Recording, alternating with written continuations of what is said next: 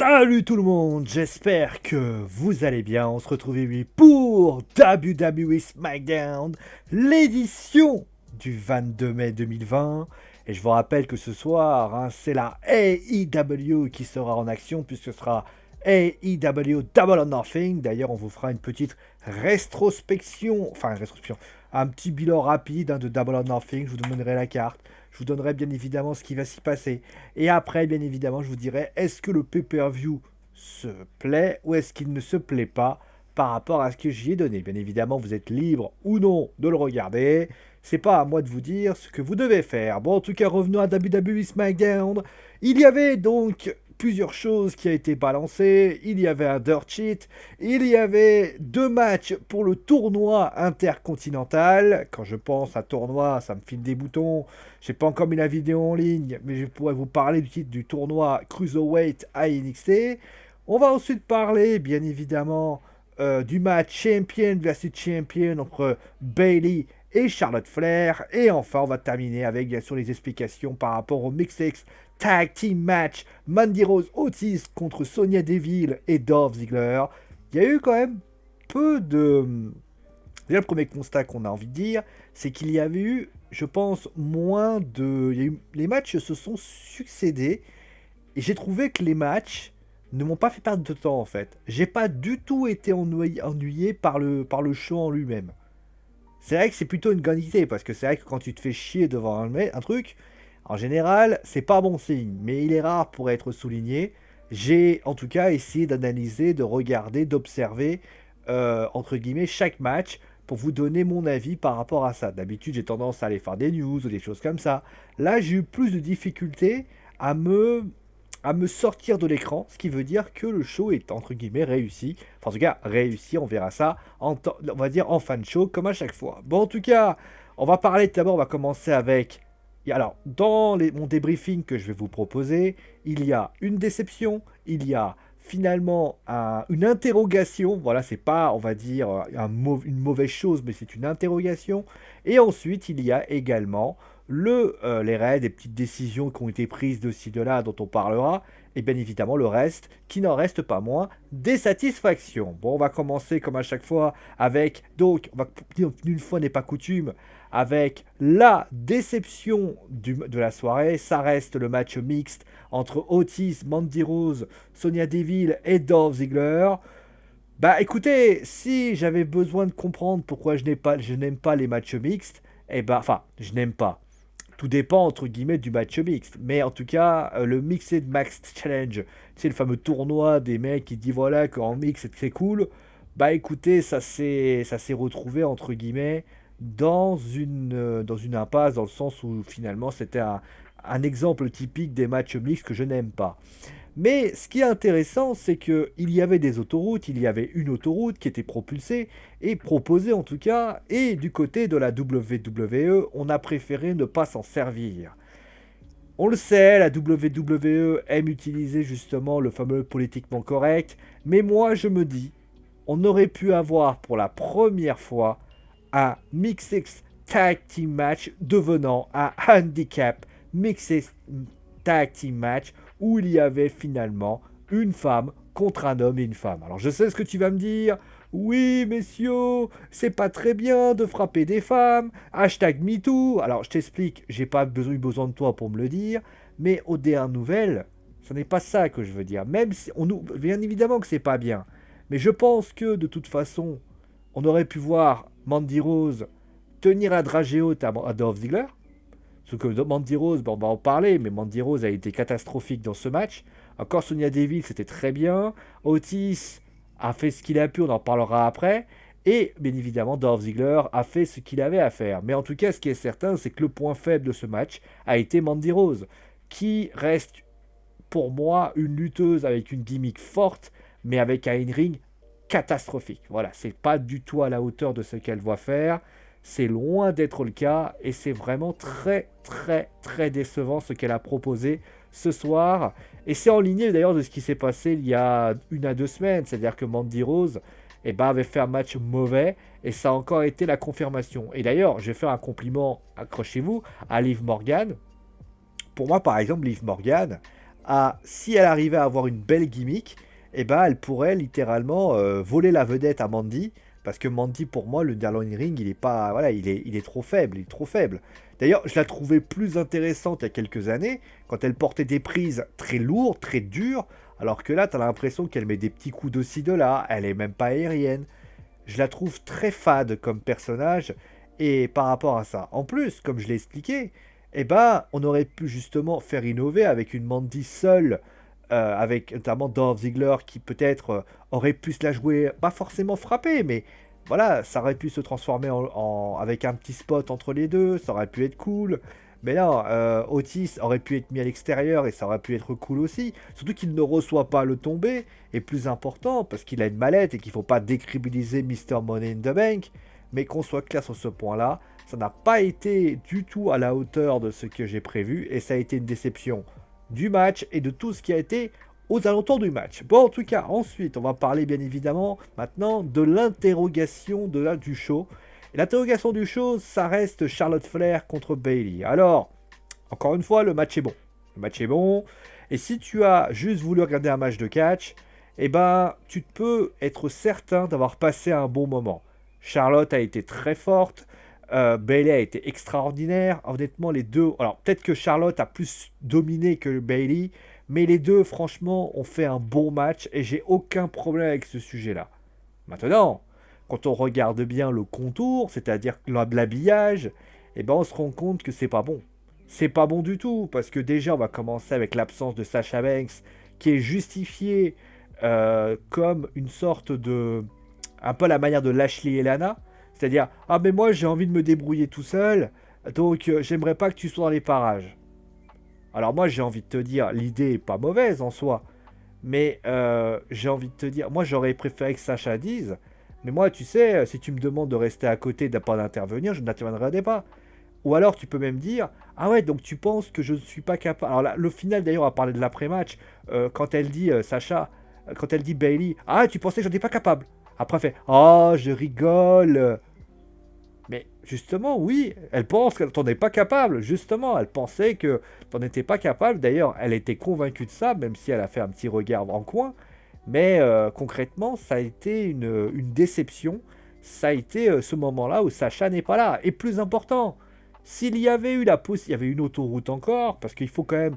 Parce que j'ai l'impression que certains imaginent encore, ont l'espoir d'imaginer un duel entre Sasha Banks et Bayley. Il faut peut-être à un moment donné ce qu'on appelle un modus operandi, un truc comme ça, c'est-à-dire un mobile ou quelque chose comme ça. Enfin, non, ça ne va rien dire ce que je viens de dire. Un mobile. Tout simplement le fait que Sasha pense que Bayley ne peut pas gagner sans elle. C'est aussi simple que ça. Là, quand tu vois ça, tu te dis non. Là, Sasha, en fait, elle sert à rien en fait. Sacha, même quand Bayley est toute seule, ne sert à rien parce qu'elle Sacha gagne. Sacha, en fait, quand Sacha aidait, donc tu te disais bon, elle avait une utilité. Là encore une fois, elle ne sert à rien. Alors si dans les prochaines semaines, parce que Bayley n'a pas encore de challengeuse, hein, on se rend compte que parce que ça va se passer combien de temps ça?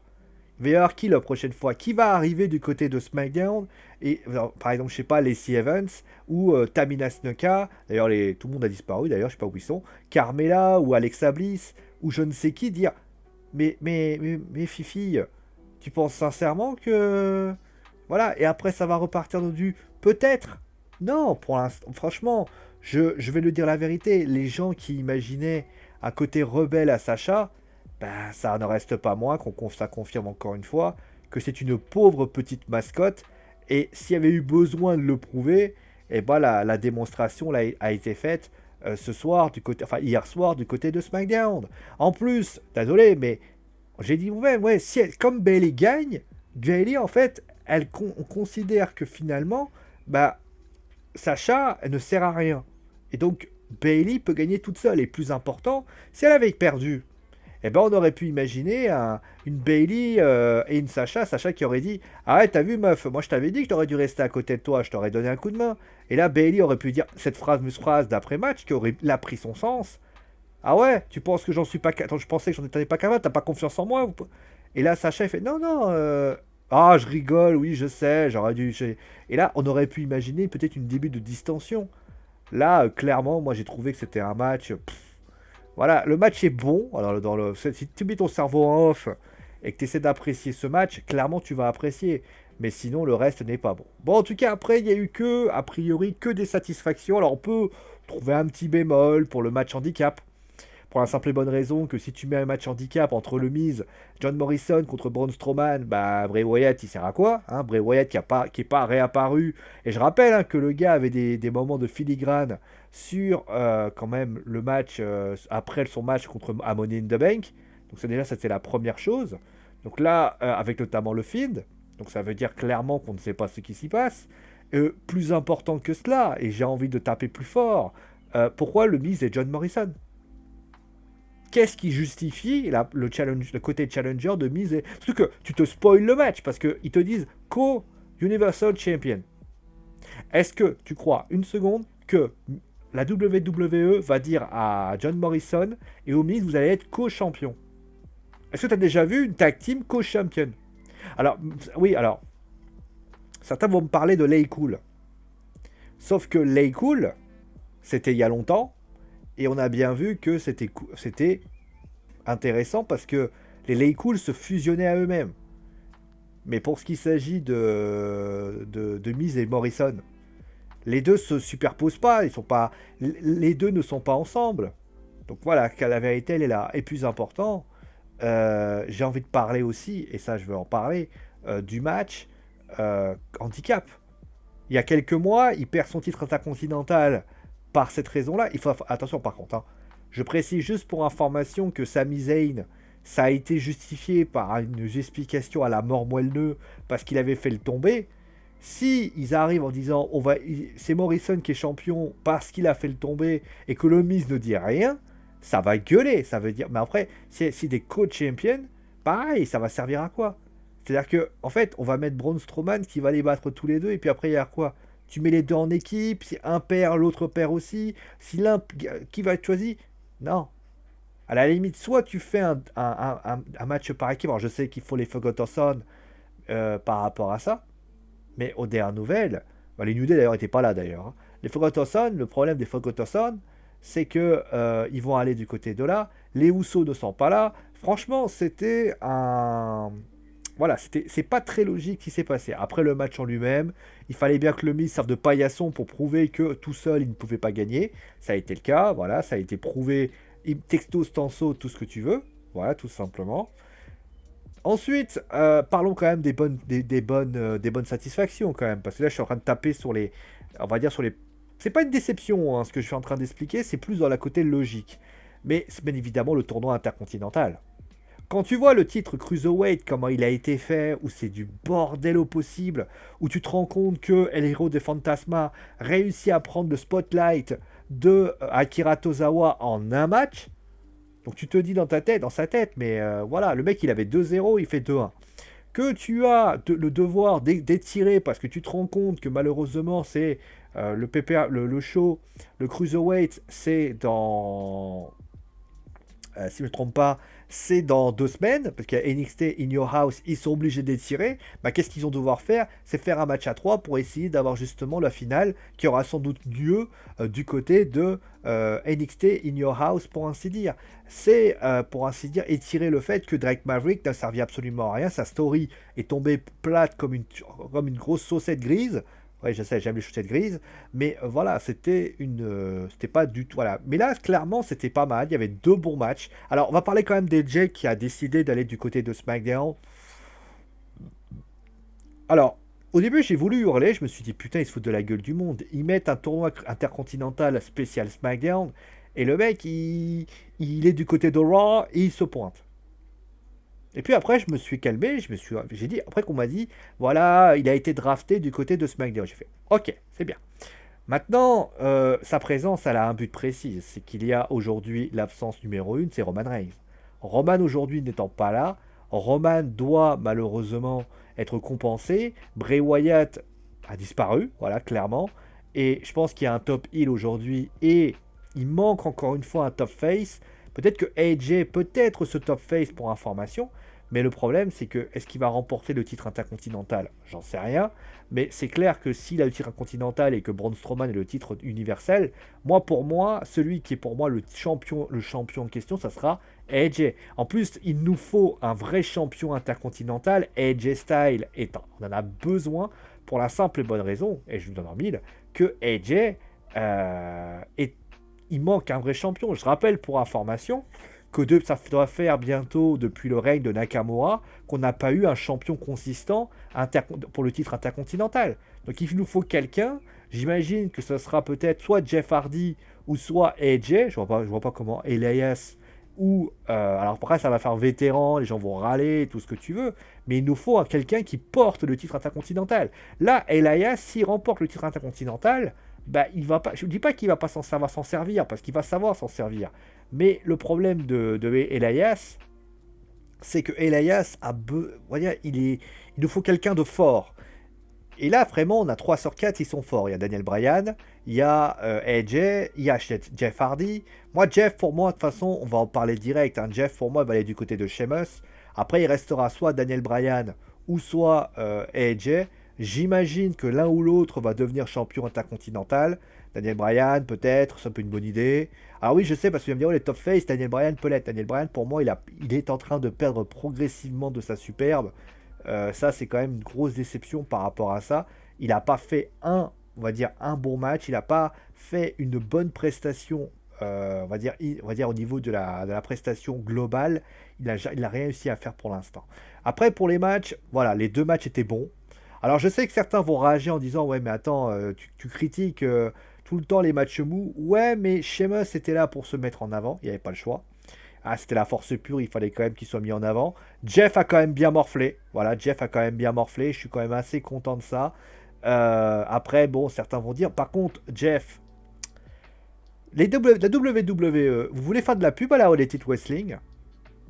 Là, je pose la question, parce qu'à un moment donné, à force de mettre le thème d'entrée des Hardy Boys, vous n'êtes pas en train de faire de la pub à Matt Hardy? Et je vous rappelle où il est. Je sais pas, il a un thème d'entrée qui est utilisé, qui a été utilisé avant WrestleMania d'ailleurs, qui s'appelait alors j'ai pas le nom précis, c'est No More Words. Utilise-le. Pourquoi tu utilises le vieux thème d'entrée des Hardy Boys? On a bien compris que le thème d'entrée des Hardy Boys, oui, Jeff est dans les Hardy Boys, c'est bon, on a compris. Mais t'as la Matt quand Matt serait au Japon, j'aurais fait bon, allez, ça peut compenser. Mais tout le monde, à ainsi dire, tu mets le vieux thème d'entrée des Hardy Boys. Mais le thème d'entrée de Jeff. Il s'est cassé les couilles à en chercher un, donne-lui. Bordel. Bon, sinon, voilà, le titre, les deux matchs pour le tournoi étaient très bons. J'ai surtout une grosse affection pour le match AJ Nakamura, que j'ai trouvé. Nakamura, je trouve très bon dans ce match. C'est vrai qu'il a perdu, mais bon, il fallait bien un gagnant. Voilà, j'ai adoré ce match. J'ai adoré l'intensité qu'il y avait dans cette rencontre. J'ai adoré dans tout ce qui a été proposé. Franchement, c'était un super match entre AJ Styles et Shinsuke Nakamura. D'ailleurs, je tenais à le dire. Je terminerai avec cet aparté-là et après je ferai mon bilan. AJ Styles pourrait très bien défier l'Undertaker, encore une fois. Et puis l'Undertaker, on sait tous qu'il a une affection du côté de SmackDown. Pourquoi ne pas imaginer peut-être une rivalité comme celle-là du côté de SmackDown? L'Undertaker, ça serait pas quelque chose de mauvais en soi. Bon, finalement, vous vous êtes rendu compte, le bilan est positif. Voilà, le bilan est positif. Ça fait très longtemps que j'ai pas eu un SmackDown de qualité aussi moindre, alors que ma webcam est en train de perdre sa netteté, a priori. Voilà. Franchement, ça faisait très longtemps qu'on n'avait pas eu un SmackDown d'une qualité aussi bonne. Franchement, moi, je l'ai trouvé très bon, j'ai trouvé très intéressant. Il y avait des bons spots, il y avait des bons moments. Il y avait concrètement tout le show se suit. Alors après, il reste un match particulier, des interrogations. Mais c'est rare de voir quand même, ça faisait très longtemps que j'ai pas pris du plaisir à suivre un SmackDown. Et ça, c'est quand même assez positif par rapport à ça. Voilà, juste pour tu peux faire un classement, bon, on mettra Double or Nothing de côté. Clairement, le show le plus décevant cette semaine a été Dynamite, que j'ai trouvé un poil décevant. C'était plutôt c'était surtout un show à spot. Voilà, comme je l'ai dit, c'est surtout un show à spot. Raw, que je mets en troisième, parce que pareil, c'était un truc, il fallait construire des choses. D'ailleurs, c'est assez étonnant, ils ont réussi à construire des choses ici, c'était bien mieux que là-bas. Cherchez l'erreur. Mais Raw, voilà, c'était surtout des constructions de rivalité qui auront lieu sans doute la semaine prochaine. D'ailleurs, je tenais à dire un petit aparté qui m'a fait bien rigoler d'ailleurs, c'est que j'en parlerai d'ailleurs à Raw, ils vont faire un triple threat match pour désigner la challengeuse numéro 1 à Asuka. Bonne idée. Mais ils te mettent Nia Jax, Natalia et la dernière et non des moindres, Charlotte Flair. Je mets je mets tout ce que tu veux. C'est Nia Jax qui va gagner. Déjà la semaine dernière, enfin lundi dernier, elle se fait un kiff, elle va voir Asuka. Charlotte Flair est championne de NXT. Elle a une rivalité avec Yoshira et Rhea Ripley. Qu'est-ce qu'elle aurait à foutre du titre féminin de Raw pour le moment? Alors je sais bien qu'elle est à Raw, il y a un côté spotlight, Becky Lynch n'étant pas là. Mais mets Shayna, bordel de merde. Tu mets Shayna, tu mets à la limite Liv Morgan, on s'en bat les couilles. À la limite Liv Morgan, j'aurais dit. C'est l'idée, s'il y a de l'idée, parce que Liv Morgan a battu Ruby Riott, elle a fait un très bon match contre... Mais là, Natalia, la fois qu'on l'a vue, c'était lundi, elle a été mise à chialer parce que, à un moment donné, elle n'a pas réussi à battre Shayna Baszler. Alors je sais qu'on veut protéger Shayna, alors ok, bah tu mets Shayna, tu mets Natalia, Shayna et Nia Jax bat Natalia, et Shayna n'est pas dans l'histoire. Voilà, c'est aussi simple que ça.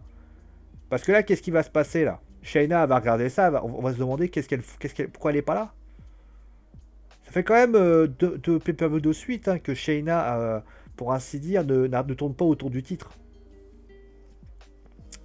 Alors Cher, on va me dire, oui, mais c'était pour le titre à Money in the Bank. Tu le savais avant?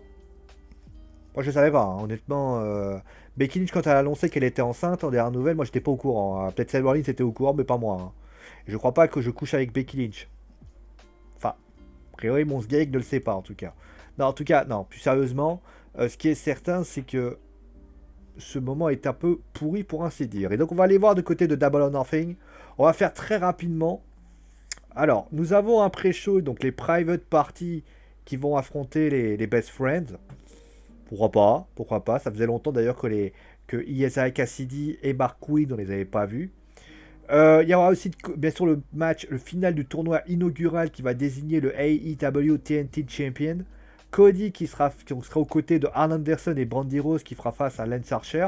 On est parlé du côté de Dynamite. Pour moi, ce match, il a été booké. Alors, le tournoi est pas mauvais en soi, mais il a dû s'étirer dans la longueur. C'était long. Mais le plus important, c'est que Cody aurait dû être là et Lance Archer aurait dû être là ce jeudi ce jeudi à Dynamite. Enfin, ce mercredi à Dynamite. Clairement. On aura Jon Moxley qui fera face à Brody Lee. C'est pas mauvais, voilà. Ils ont essayé de créer une semblante de rivalité. C'est pas foufou, mais ça se laisse regarder. MJF qui fera face à Jungle Boy. Bon, ça a été annoncé, étiqueté, estancé. Voilà, tout simplement. J'espère d'ailleurs que les deux autres seront là. Darby Allin contre Colt Cabana, contre Orange Cassidy, Joey Janela qui remplace Rey Fenix qui s'est blessé, Scorpio Sky, Kip Sabian, Frankie Kazarian, Luchasaurus. Ah d'ailleurs voilà un exemple concret. Qu'est-ce que fout Luchasaurus alors qu'il y a Jungle Boy qui est avec MJF? C'est Mark Austin qui va aider contre Wardlow? Non, alors je sais qu'on va dire oui mais il peut y venir après. Oui mais non. Luchasaurus il aurait dû être là pour aider Jungle Boy. Bon, après, voilà, bon, ok. Nyla Rose qui fera face à Hira Kushida dans un match. Alors, j'ai adoré la stipulation. No DQ, no count-out. En fait, c'est un no Rose board, mais en fait. Tout simplement, tu mets un no Rose board match, et puis voilà, c'est réglé. Tout simplement. Alors, no count-out, ça veut dire quoi? Que les tombées peuvent être faites à l'extérieur? Bon, ok. Penelope Ford qui remplace Britt Baker, malheureusement, qui s'est blessée. Alors, attends, par contre, c'est tragique, parce que, encore, Rey Fenix, c'est la hanche. On peut imaginer peut-être une absence d'un mois, peut-être deux. Mais alors, si c'est un ligament pour Britt Baker, j'ai très peur pour la femme d'Adam Cole. Clairement, moi, je suis extrêmement perplexe par rapport à ça. Sean Spears qui fera face à Dusty Rhodes.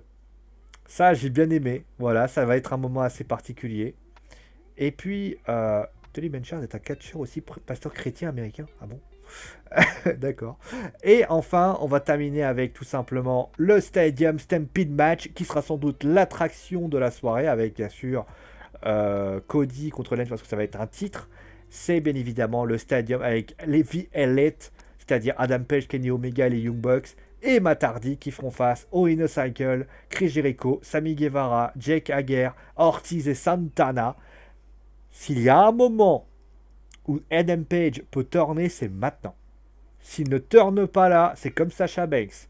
Il ne servira à rien. Là, il s'en est pris à Zouz, il s'est barré encore une fois. À un moment donné, moi, je veux voir, je sais pas, un des Young Bucks, je crois que c'est Matt, qui s'en prendra à Adam Page. Moi, je veux des spots. Alors, je sais que ça a été enregistré pour éviter tout simplement des problèmes. De toute façon, c'est une bonne idée en soi. Mais clairement, il faut que le match soit de feu de Dieu. Il faut que ce match soit le main event de la soirée. Il ne faut pas que ce soit John Moxley, avec tout le respect que j'ai pour lui.